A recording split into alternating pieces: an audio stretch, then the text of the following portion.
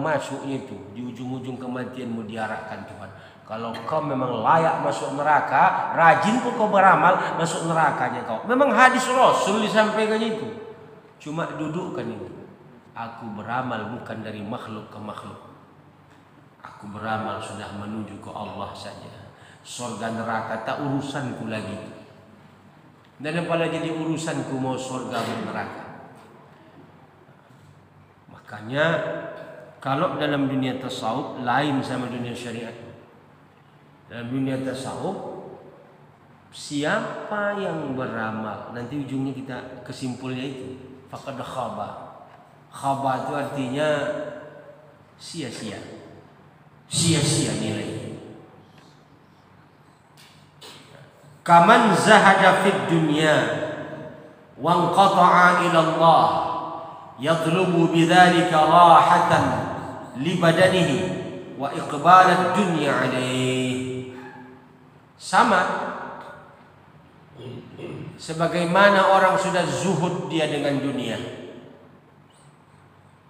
Zuhud dengan dunia nih Pak, ya udah mulai tua, kurasa ekonomi sudah lumayan.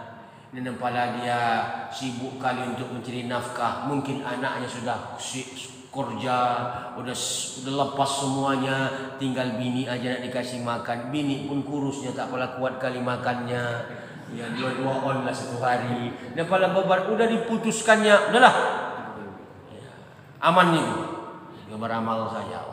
Udah putus betul itu. Cuma kan ada kata Rasul. Apa kata Rasul? Man qata'a ilallahi kafahu kulla mu'nah wa ya'tihi dunya raghimah wa saghirah. Barang siapa yang memutuskan dirinya dari dunia ini, maksudnya zuhud, maka Allah akan mencukupkan segala kebutuhannya.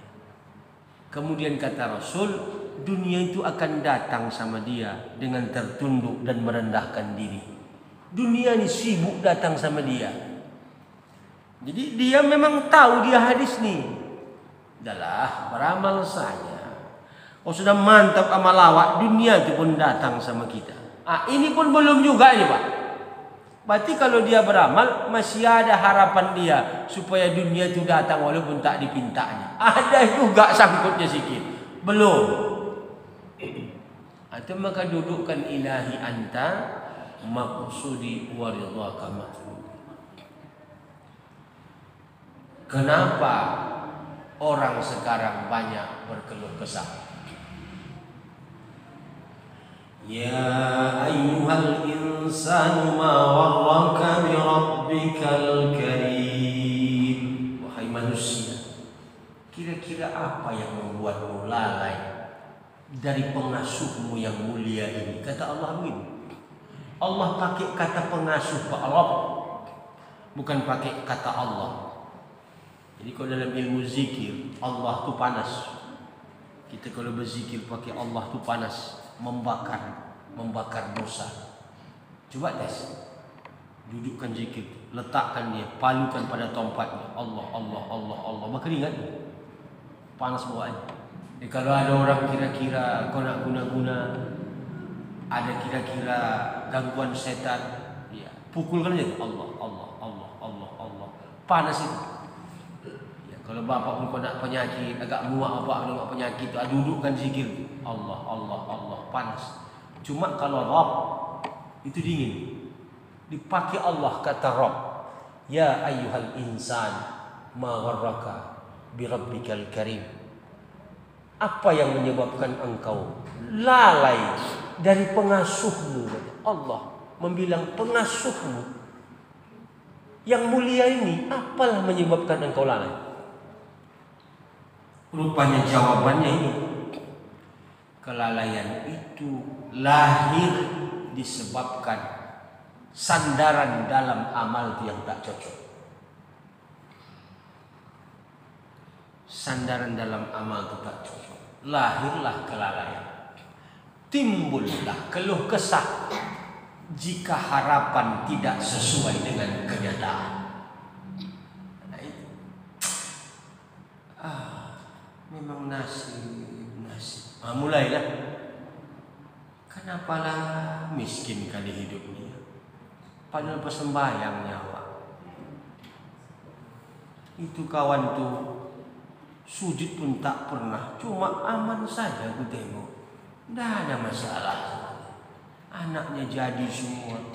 Awak yang persembayang ni anak awak bandal pula.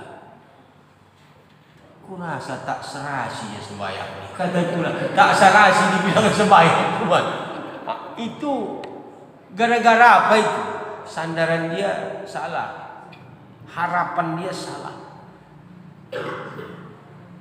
Awak susah, omak japuru, ayah miskin, dapat laki marbulut miskin, mertua susah.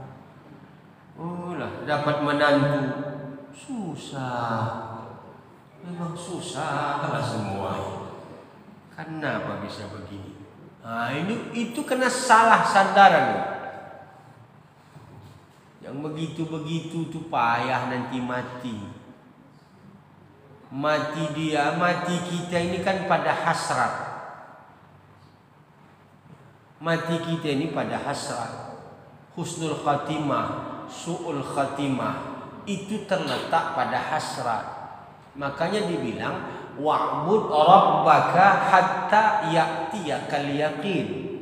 Sembah kamu Tuhanmu itu sampai datang yakin. Ini kan terbalik nih. Setahu awak kan suka yakin dulu bahwa awak sembah Tuhan tuh. Kenapa kau sembahyang? Karena aku Islam. Kenapa kau Islam? Karena yakin aku Allah itu Tuhan. Berarti kan sembahyang itu dilakukan setelah yakin. Kan begitu. Ini terbalik kata Allah. Wa'bud rabbaka hatta ya'tiyakal yakin. Sembahyang kamu dulu, sembah kamu Tuhan itu dulu sampai datang yakin. Disuruh pula beribadah sampai yakin. Bukankah yakin dulu baru ibadah? Disitulah apa rupanya misteri di sini. Rupanya wa'bud rabbaka hatta ya'tiyakal yakin. Yakin di sini maut, mati. Buka tafsir. Sembah kamulah Allah tuh sampai kamu mati. Mati ini adalah pulangnya si empunya kepada punya, baliknya kembali kepada yang punya. Thumma turadduna ila alimil ghaibi wasyahadah. Dipulangkan balik kepada alimil ghaibi wasyahadah, yang punya yang ghaib tu, yang punya yang syahadah. Dipulangkan balik kepada Allah. Jadi kalau mati tu, kalau yang menjemputnya yang punya, tak apa-apa. Takut awak yang menjemputnya setan. Kalau yang punya itu jemputnya, apa beliau jemputlah. Cocoknya itu. Macam mana supaya yang punya itu menjemputnya? Hasrat hidup kita harus pada yang punya. Maka jangan terdinding engkau oleh sesuatu yang menghalangi engkau pada yang punya. Dunia ini sitrun, dinding. Maka orang yang tertutup dengan dinding dunia, harta, jabatan, kedudukan, kemasyhuran, kehormatan, pujian, ibadah sekalipun, amal itu bisa menjadi dinding.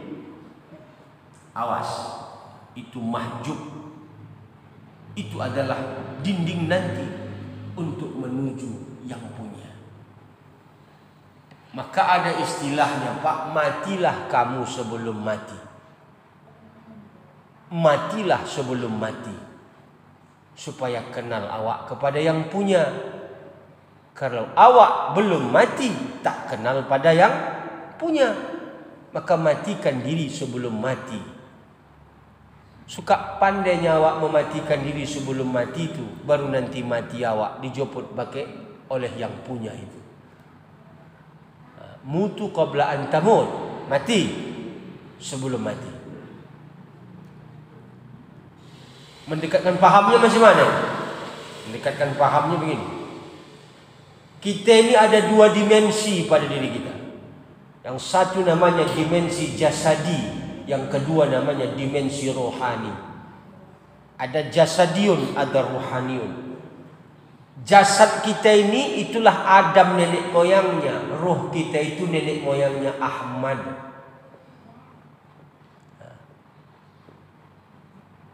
Tapi ada titian yang bisa menghubungkan dua-dua ini.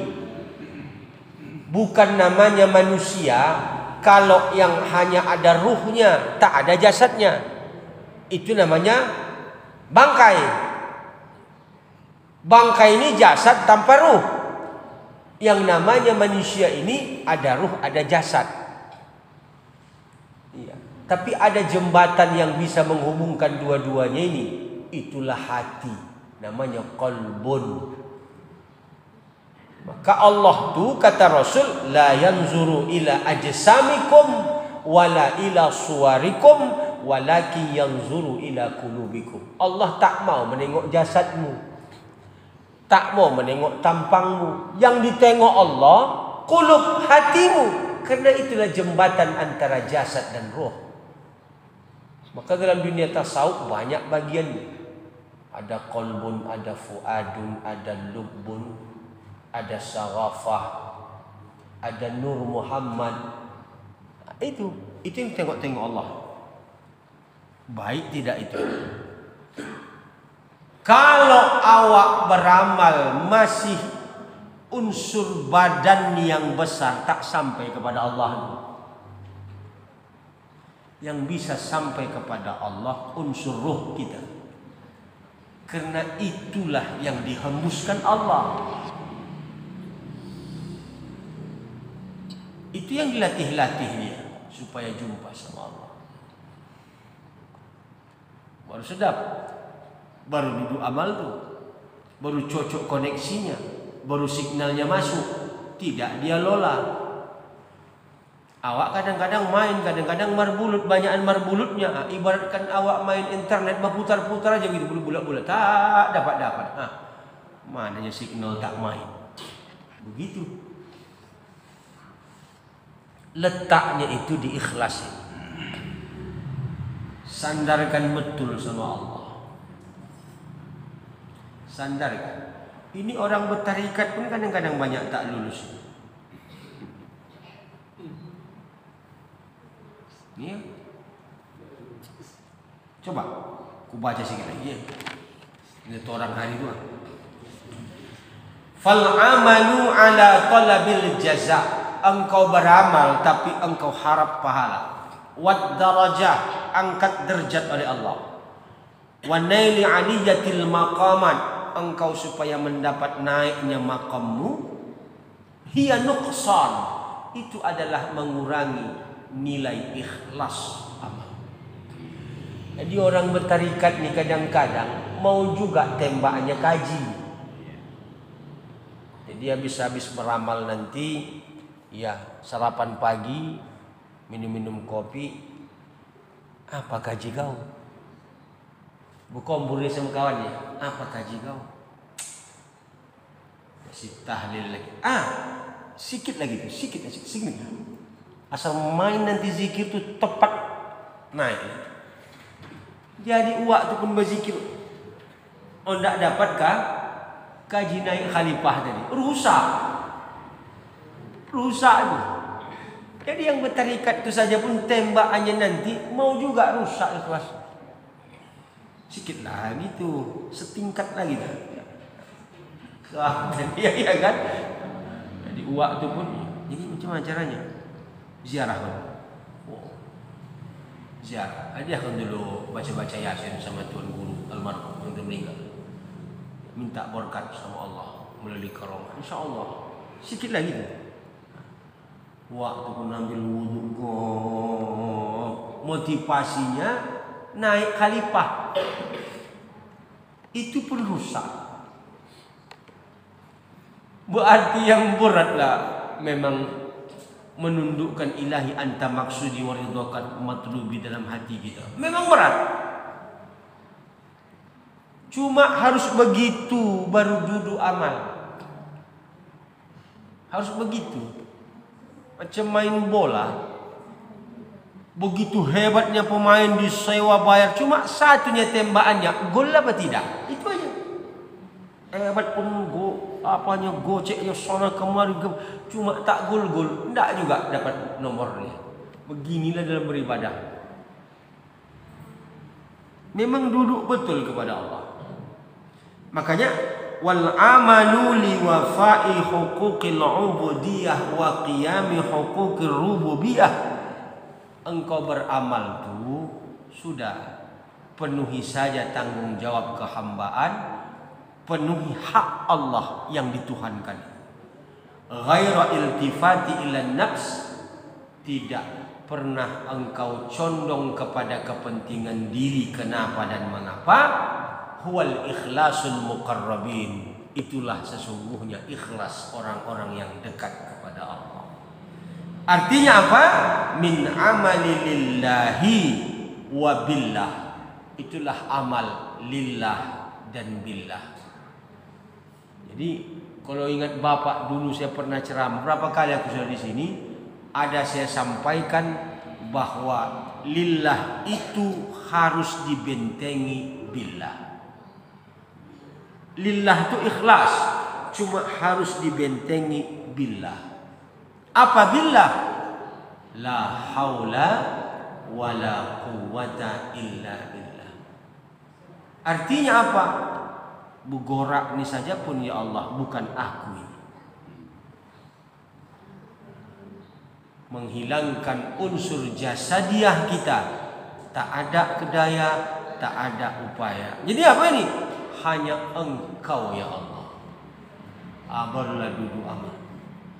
Jadi bapak-bapak yang dirahmati Allah, ibadahnya orang yang seperti ini sedikit, tapi bisa mengalahkan ibadah orang-orang yang tak seperti ini walaupun semalam suntuk. Zikirnya orang seperti ini mungkin kita bilang 5 menit saja bisa mengalahkan zikir orang yang tak seperti ini walaupun dia satu malam suntuk berzikir. Di mana letaknya?